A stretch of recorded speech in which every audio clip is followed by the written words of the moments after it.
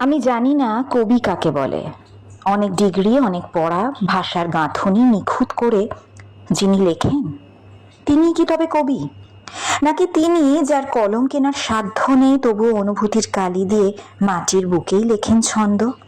প্রকৃতির হাসি দেখলে যার হৃদয় কুসুম বিকশিত হয়, মানুষের ব্যথা ছুঁয়ে দিলে যার ভেতরে কেঁপে ওঠে সমুদ্র, তিনি কি কবি নয়?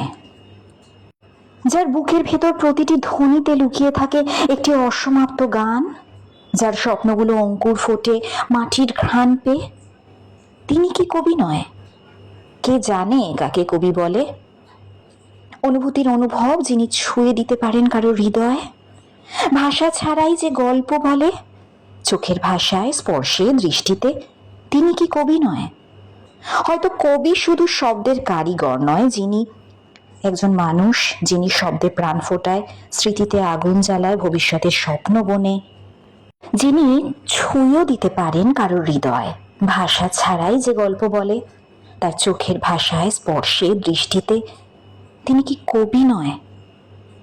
হয়তো কবি শুধু শব্দের কারিগর নয়, তিনি একজন মানুষ, যিনি শব্দে প্রাণ ফোটায়, স্মৃতিতে আগুন জ্বালায়, ভবিষ্যতের স্বপ্ন বনে।